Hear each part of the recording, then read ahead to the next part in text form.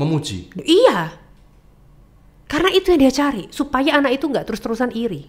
Jangan malah Anda membandingkan, meskipun perlakuan berbeda, tapi apakah bukan berarti orang tuanya jahat kan? Orang tuanya ini sama-sama sayang ke mereka. Dengan cara yang memang berbeda, perlakuan yang berbeda. Sebagai anak yang suka dibanding-bandingkan, sikap kita seperti apa? Buanglah masalah pada pakarnya.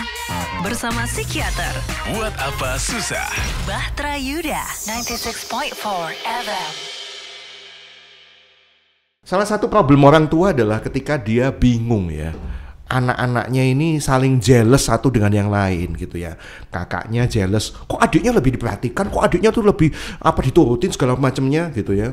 Mentang-mentang adik lebih muda dimanja, sementara si adiknya ngerasa bahwa kok kakaknya itu apa-apa yang dipentingin kakaknya gitu. Seolah-olah anak pertama itu harus mendapat yang paling wow gitu. Nah ini dok, seringkali terjadi dan banyak orang tua bingung.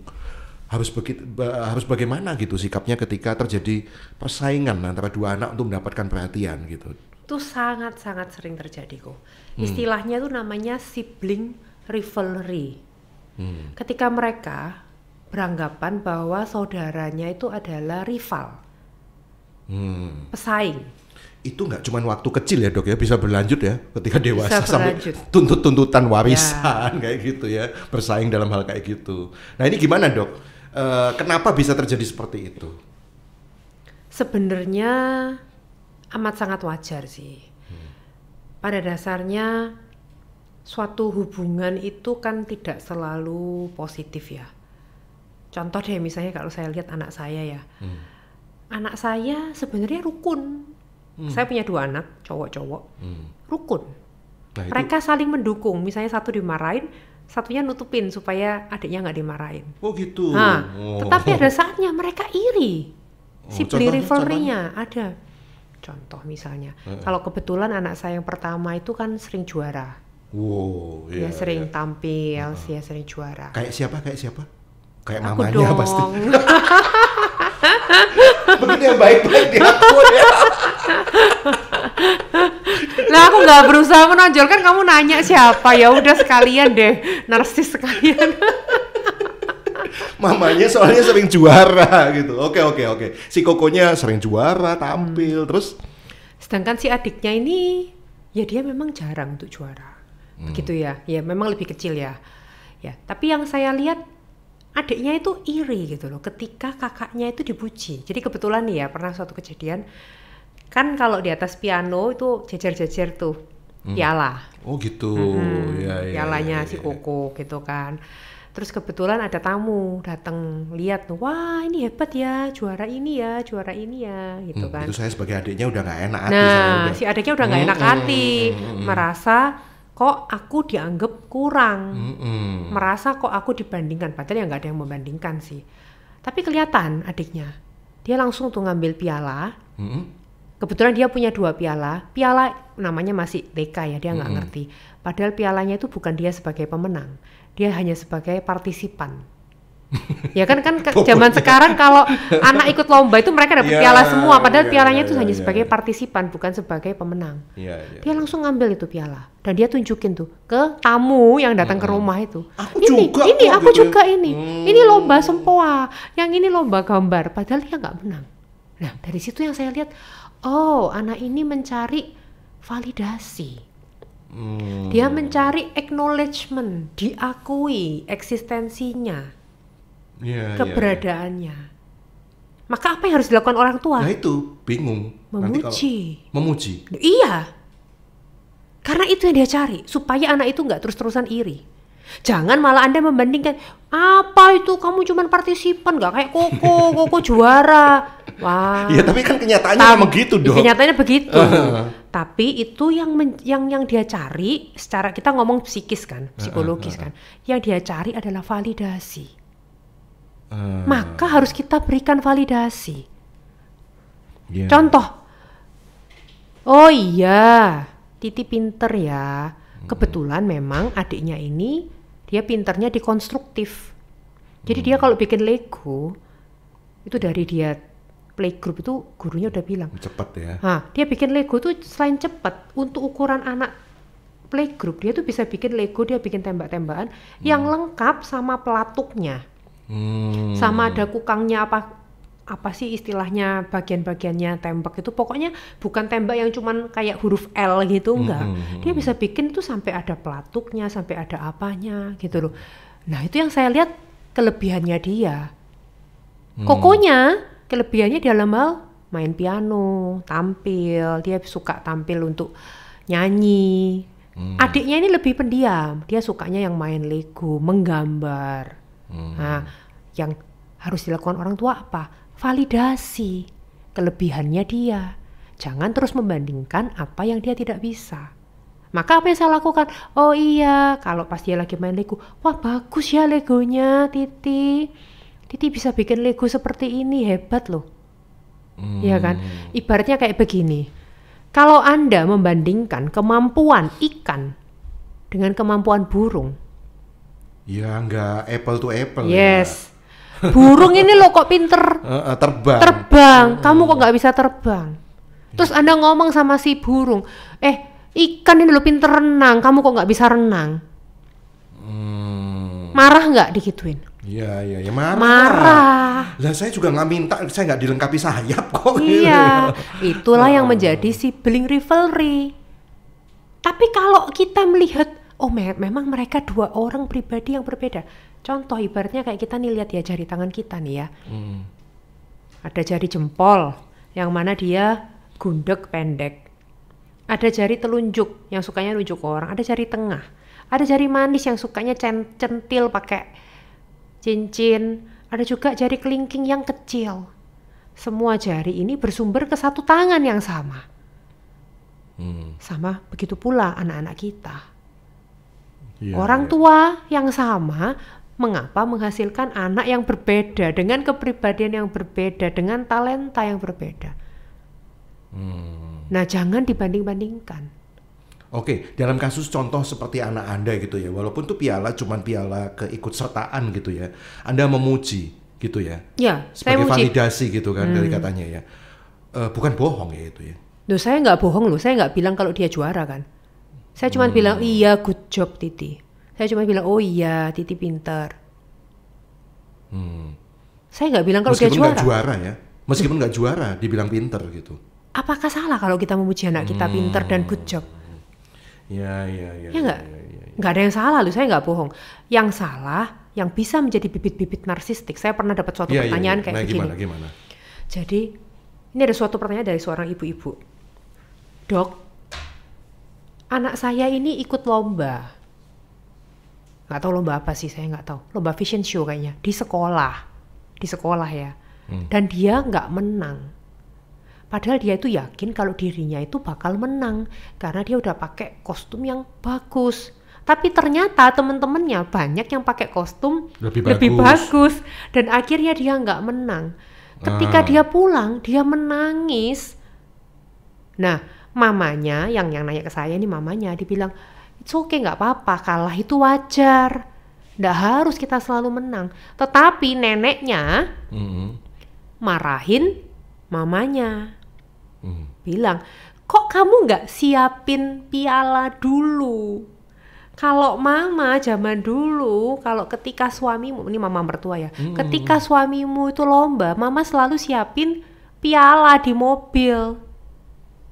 Jadi beli piala sendiri neneknya ini zaman dulu itu, supaya kalau anaknya kalah tetap dikasih piala. Nah, betul nggak sikap seperti itu? Kalau menurutku justru yang seperti itu yang tidak betul. Oh gitu. Kalau yang itu tuh malah yang agak berbohong, paham ya? Ya itu kan maksudnya berbohong untuk menjaga perasaan anak supaya nggak down gitu kan. Nah, ada saatnya kita perlu mengetahui bahwa dunia ini memang kita tidak selalu menjadi nomor satu. Anak-anak yang dididik bahwa kamu harus selalu menjadi nomor satu. Takutnya menjadi orang-orang yang narsistik. Dia tidak akan pernah bisa menerima kekalahan. Dia tidak akan pernah bisa menerima kritikan, masukan bahwa aku ada yang kurang dan aku perlu untuk mengembangkan diriku. Oke. Ini konteksnya beda loh ya. Dengan kita memuji anak, beda loh ya. Memuji, memvalidasi itu perlu. Oh kamu pinter dalam hal ini. jangan dibandingkan. Itu perlu. Iya. Tetapi kalau Anda sampai berbohong seolah-olah dia yang kalah menjadi menang, menurutku itu nggak perlu. Iya, dengan tujuan mungkin maksudnya baik, mengencourage gitu. Padahal itu salah gitu maksudnya Dokter Aini. Kalau dari contoh ya, misalnya kalau kejadian yang anak saya yang semua dapat piala, ya itu memang dari penyelenggaranya, memang semua dikasih piala gitu kan. Tapi kalau ini memang dari penyelenggaranya nggak dikasih piala, lalu Anda sampai menyediakan piala sendiri, kok menurutku berlebihan ya. Nggak perlu sampai seperti itu.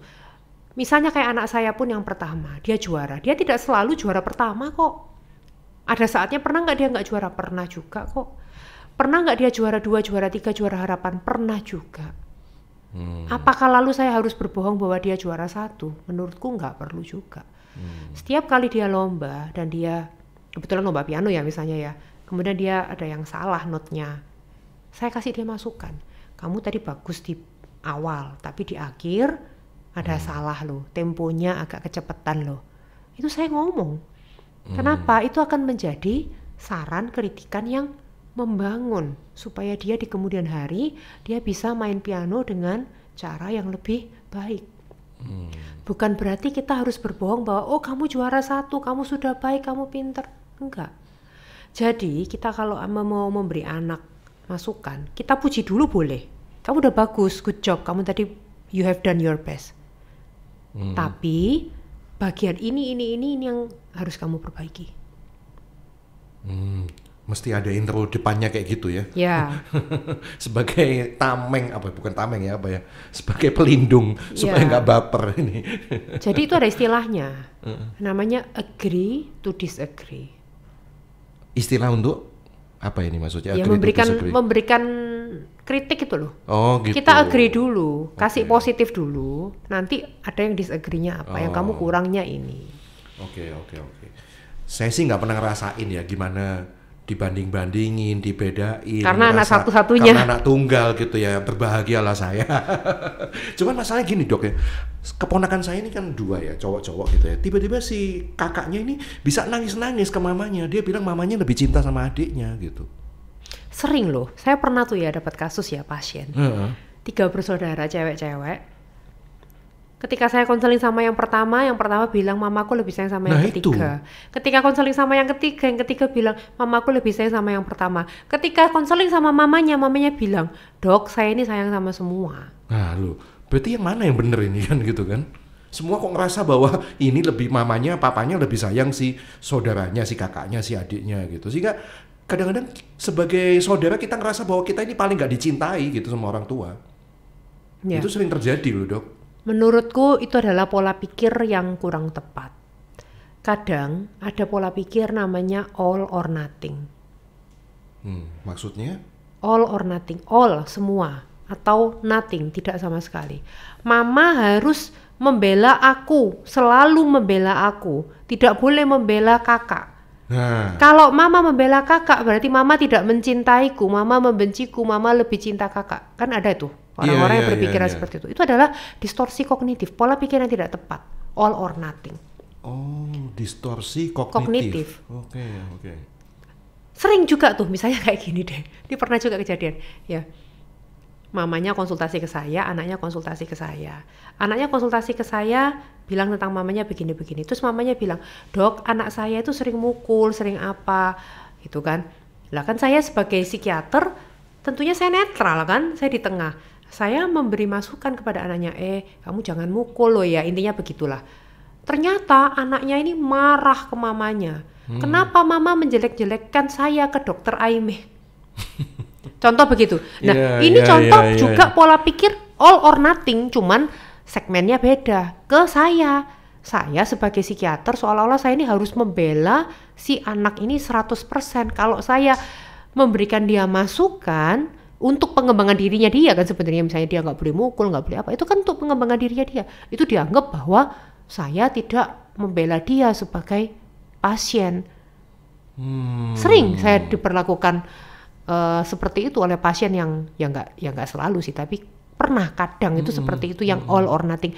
Pasien yang berharap dokter Aimee harus 100% membela dia, atau ketika dokter Aimee dengerin dari omongan pihak yang lain, berarti dokter Aimee membela yang sisi satunya. Enggak kok, kita netral. Itu seandainya Anda di pihak orang tua lebih mencintai dia, Ya, mencintai yang lain daripada ibaratnya dia. kan jadi begitu. Gitu. Anda bingung kan kalau jadi orang tua. Nah, gitu, ibaratnya kan sama, kadang orang tua kan kecepet di tengah. Terjepit di tengah kan. Orang tua ini netral, sayang sama semuanya, mau membela kedua-duanya. Tapi kalau ada yang salah ya tetap ditegur kedua-duanya. Kakaknya salah apa ya ditegur, adiknya salah apa ya ditegur. Ditegur kakaknya saat ini bukan artinya dia nggak sayang sama kakaknya dan lebih cinta adiknya. Iya, Enggak kan ya? benar. Tapi kan kadang pemikiran orang-orang seperti itu yang tadi saya bilang, pola pikiran tidak tepat, all or nothing. Tapi masalahnya ya dok, oke dalam hal ini orang tuanya sudah bisa adil ya. Ya dirasa adil lah. Tapi ada juga loh orang tua yang nggak bisa adil. Bener, ada. Wah ngomong benernya galak ini. Bener. Tegas banget. Ya toh. Ada. Dengan- Terutama pada pola-pola patriarki. Negara-negara yang patriarki. Cina, Indonesia. Apa itu dok patrial? Yang lebih mengutamakan anak laki-laki. Oh. Saya beberapa kali loh dapat pasien. Iya. Anak laki lebih berharga Ya, gitu. anak Iya, perempuan iya. nggak punya anak laki, begitu sekali punya anak lakinya seperti diagung-agungkan, dia yang dapat warisan, dia betul, yang paling betul. diutamakan, semua harus ngalah dengerin kakak laki-lakinya. Nah, lu gimana? Nggak Kalau menghadapi boleh. gitu sebagai Ya, anak dan ya sebagai itu yang orang nggak tua. tepat. Itu yang menurut saya nggak tepat. Harusnya anak laki-laki dan anak perempuan tuh sama dan adil. Ada yang berdalih gini, oh kenapa mama itu kok lebih cinta sama si misalnya sebut aja Koko atau kakak, karena kakakmu itu ada kelemahan, tolong kamu ngerti yo gitu, ngertiin lah, saudaramu tuh ada kelemahan gitu. Oh iya. Dengan berdalih kayak gitu gimana dok? Sementara si saudara yang lain nggak bisa menerima hal itu gitu loh. Ha, Bisa jadi kan kayak gitu ya? benar bisa jadi. Orang tua berdalih dengan kenapa dia lebih memperhatikan, kenapa dia lebih sayang, karena ya dalihnya ada sisi kelemahan yang perlu dibantu. Nah, gitu. Kenyataannya ya, Ko. Dibantu lebih banyak intinya. Kenyataannya ya, memang pada kenyataannya kita tuh tidak bisa selalu 100% menerapkan cara pola asuh yang sama persis. Nah ini harus diketahui ya anak-anak ya. Nggak mungkin bisa 100% sama persis. Jangankan deh orang tua ke anak, kita lihat deh seorang ibu guru. Ibu guru bisa, cara mengajarnya sama persis. Peraturannya mungkin secara garis besar sama. Tetapi kadang ada anak-anak murid-murid yang berbeda. Yang tidak bisa kita selalu menerapkan cara pola asuh yang Iya. sama. Butuh perlakuan khusus. Butuh gitu perlakuan ya. khusus Iya, karena kalau diperlakukan yang sama dia mungkin langsung down, mungkin dia marah, meledak. Kadang orang tua juga akan memperlakukan anak-anak yang berbeda dengan cara yang khusus pada akhirnya. Nah, jadi itu diperkenankan, diperbolehkan kayak gitu ya. Case by case, kita Case nggak by bisa case, pukul ya. rata. Nah, sementara bagaimana kita memberikan pemahaman untuk anak yang lain, saudara yang lain yang tidak bisa menerima hal itu gitu. Pemahaman bahwa oh, saudara yang lain tuh kenapa lebih disayang karena ada satu perlakuan khusus karena dia lemah dalam hal ini. Makanya seolah-olah orang tua tuh membantu lebih banyak gitu, lebih mengasihi. Sebenarnya bukan lebih disayang atau lebih mengasihi loh. Tapi kan special attention apa ya, perlakuan khusus itu kan Sayang mengasihi itu perasaan. Bener nggak? ya. Belum tentu berbeda. Belum tentu juga sama, karena itu dalamnya hati, siapa yang tahu. Tetapi perlakuan, lebih baik kita ngomong perlakuan.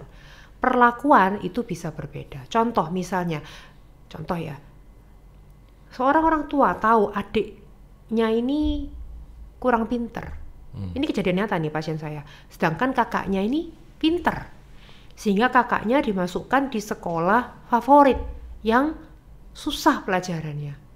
Sedangkan adiknya ini ada IQ-nya kurang. Sehingga orang tua memasukkan ke sekolah yang lebih tidak favorit. Apakah salah? Ya enggak sih. Nggak salah kan? Ya memang kemampuannya segitu. Karena meskipun perlakuan berbeda, tapi apakah bukan berarti orang tuanya jahat kan? Orang tuanya ini sama-sama sayang ke mereka. Dengan cara yang memang berbeda, perlakuan yang berbeda. Karena tahu bahwa ini pribadinya berbeda dengan yang antara yang kakak dengan yang adik. Kalau misalnya si kakak dimasukkan ke sekolah yang less favorit, yang tidak dituntut pelajarannya tinggi, mungkin kakak juga nggak bisa berkembang ke potensi maksimalnya. Sebaliknya, kalau adiknya dimasukkan ke sekolah favorit yang pelajarannya susah, apa yang terjadi? Adiknya ini pasti kepontal-pontal kan, pasti dia nggak akan bisa ngikuti, bener nggak? Nah, makanya kadang memang sebagai orang tua kita nggak bisa selalu memperlakukan perlakuan yang sama persis. Kita perlu bijak juga. Nah, orang tua yang seperti ini kadang disalahartikan oleh anak-anak sebagai nggak adil. Padahal itu sudah adil menurut kebijaksanaan orang tua. Nah, bagaimana ya bisa memberikan pemahaman hal ini kepada anak sehingga anak tidak merasa dibedakan gitu? Kadang kita bisa pakai perumpamaan atau juga bisa pakai pertanyaan. Kita kembalikan ke mereka. Seandainya adikmu saya masukkan ke sekolah ini yang sama denganmu, bisa nggak ngikutin? Biar dia jawab sendiri. Gitu. Ya. Sementara kadang-kadang saudara yang kadang-kadang anak itu juga ngerasa loh bahwa orang tuanya itu lebih mencintai dia gitu ya. Malah sengaja kayak ngece gitu, nunjukin ke saudara yang lain bahwa ini loh aku yang paling dicinta gitu. Kalian mau apa gitu. Nah, itu nyebelin nggak sih kalau ada saudara kayak gitu? Nah, kalau ada yang sengaja ditunjukin bahwa dirinya itu lebih dicintai gitu sama ortunya gitu. Ya, makanya saya bilang kalau mau biar sama-sama enak, itu supaya perlakuan sama adil, pakai rules, peraturan yang harus sama persis. Misalnya kalau saya ya, karena anak-anak saya masih kecil ya, masih SD dan masih TK, saya pakai poin ke anak-anak saya. Poin apa ini? Poin reward gitu? Iya, reward. Jadi kalau anak saya misalnya mengembalikan sepatu ke rak sepatunya, saya kasih mereka 1 poin masing-masing. Jadi kalau adiknya ini kan rajin tuh, dia ngembaliin sepatunya ke rak, dia dapat 1 poin. Kakaknya seringkali teledor. Tapi saya memperlakukan perlakuan yang sama. Kalau keduanya naruh di rak sepatu, saya akan memberikan poin yang sama. Kamu nggak boleh marah karena kamu nggak melakukan ya, kamu nggak dapat poin dong gitu ya. Karena rules-nya sama, benar. SOP-nya itu sebenarnya sama. Nah, itu mungkin bisa membantu supaya anak-anak tidak merasa ada suatu perlakuan yang berbeda. Jadi Anda bikin peraturan tertulis, kalau perlu tulis. Kalau saya sih perlisan ke anak-anak. Kalau ngembaliin sepatu mama kasih poin. Iya. Kalau ngembaliin mainan kasih poin. Tapi kalau menumpahkan barang, menumpahkan gelas sampai basah, mama kurangi 1 poin. Kalau main gadget dikurangi juga nggak? Sekarang anak-anak kecil semua pada papa mama pada parents ini pada bingung gitu hadapi anak yang kecanduan gadget, sehingga si adiknya protes, kok kakak boleh main gadget, kok saya nggak boleh? Kalau gadget lebih baik pakai pembatasan waktu. Yang sama ya? Ya, pembatasan waktu. Jadi berapa menit, 15 menit gitu, kalau udah ganti. Iya. Bagaimana kalau rivalitas ini kemudian dari kecil berlanjut sampai dewasa ya, sehingga terjadi pertengkaran kan sampai dewasa. Makanya jangan gitu. dibanding-bandingkan. Anak Anda pribadi yang berbeda, dengan kemampuan yang berbeda, dengan kepribadian yang berbeda. Yang satunya mungkin pendiam, yang satunya mungkin rame. Cintai mereka apa adanya, bahwa mereka indah sebagaimana mereka apa adanya masing-masing, dan tidak perlu membandingkan. Ibaratnya kayak melati sama bunga mawar. Bunga mawar bilang, orang-orang kok bilang melati paling wangi sih, gitu kan? Sedangkan melati bilang, orang-orang kok bilang mawar itu paling populer sih, paling cantik, harganya mahal, iri-irian, nggak selesai. Tapi coba kalau dipuji, mawar kamu tuh cantik loh, melati kamu tuh wangi loh, dan diterima sebagaimana mereka apa adanya dan tidak perlu dibandingkan. Begitupun pula anak-anak kita, terimalah mereka apa adanya tanpa perlu dibandingkan. Nah, kalau kita di pihak sebagai anak yang suka dibanding-bandingkan, sikap kita seperti apa? Misalnya saya ini sebagai anak nih dok, saya dari kecil suka dibanding-bandingin gitu. Bahkan sampai hari ini pun saya juga menerima sebuah kasih sayang yang berbeda gitu. Memang saya paham bahwa memang saya banyak kekurangan gitu, sementara yang lain punya kelebihan, tapi saya ini yang ngerasa tertekan gitu dibanding-bandingkan. Untuk anak yang punya kisah seperti ini, bagaimana tips dari Anda? Kalau Anda dekat dengan orang tua, Anda bisa mengungkapkan perasaan Anda, bilang ke orang tua, Ma, aku ini sedih loh, soalnya aku ngerasa kok sering dibanding-bandingkan. Aku berharap Mama nggak Nggak terus seperti itu, jangan banding-bandingin aku. Kalau Anda deket, Anda boleh ngomong. Tapi seandainya setelah Anda ngomong masih nggak berubah, maka tidak perlu terlalu memusingkan apa kata orang. Satu-satunya orang yang bisa berubah dan yang bisa Anda ubah adalah diri Anda sendiri. Iya. Bahkan saya banyak melihat juga cerita-cerita kesuksesan seseorang yang didasarkan sebuah latar belakang ketidakadilan yang dia terima gitu ya, sehingga itu menjadi sebuah lecutan buat dia untuk menjadi berkembang lebih baik gitu. Bener, saya sering kali ngomong nih sama pasien-pasien saya, kalau pasien yang sering kali diperlakukan tidak adil ya sama orang tua, dia dari kecil, ini kejadian nyata nih, baru kemarin pasien saya konsultasi, dia dari luar negeri tuh, dia bilang dia kerja di kapal cruise, dia dari kecil dibandingkan sama adiknya anak cowok, jadi anak cowok ini diagung-agungkan karena bapaknya suka anak cowok. Sampai ketika dia besar, dia menjadi tulang punggung keluarga, makanya dia kerja di luar negeri, kerja di kapal pesiar. Dia menjadi tulang punggung dan harus membiayai papa mamanya yang dulu mukulin dia dari kecil, yang sering banding-bandingkan dia, dan harus membiayai adik-adiknya yang selalu dibandingkan sama dia untuk sekolah. Iya. Yang dianggap lebih baik daripada dia gitu. Yes, yang dianggap lebih baik dan lebih disayang. Itu luar biasa menyakitkan loh. Benar. Nih, saya bilang sama dia, coba kamu lihat nih, orang tuamu memperlakukanmu tidak adil dulu ya. Tapi kamu lihat betapa besarnya kasih karunia Tuhan dalam hidupmu. Meskipun orang tuamu memperlakukanmu dengan tidak adil, tapi lihat Tuhan begitu mengasihimu. Hingga akhirnya dia bisa kerja di luar negeri, bisa dapat bayaran puluhan juta. Mungkin orang tuamu tidak mengasihimu, tapi lihat Tuhan begitu mengasihimu. Kalau Tuhan gak mengasihi dia, gak mungkin hingga saat ini dikasih kesehatan, diberkati lewat pekerjaan, dan diizinkan Tuhan untuk hidup hari ini, itu pun sudah merupakan suatu kasih karunia Tuhan. Jadi kalau Anda diperlakukan dengan tidak adil oleh orang tua, ingat bahwa Tuhan mengasihimu. Tuhan menginginkanmu hidup hingga hari ini, pasti ada suatu makna yang besar untuk hidupmu. Percaya itu aja. Jangan lupa untuk mencintai diri. Ketika Anda mencintai orang lain, Anda juga harus mencintai diri Anda sendiri. Ya, semoga ini menjadi sebuah perenungan bagi parents dan juga buat anak yang menghadapi sebuah fenomena dibanding-bandingkan, pilih kasih dan rasa yang satu lebih dicintai daripada dia ya. Terima kasih buat penjelasannya Dr. Amy. Buanglah masalah pada pakarnya bersama psikiater. Buat apa susah? Bahtera Yuda 96.4 FM.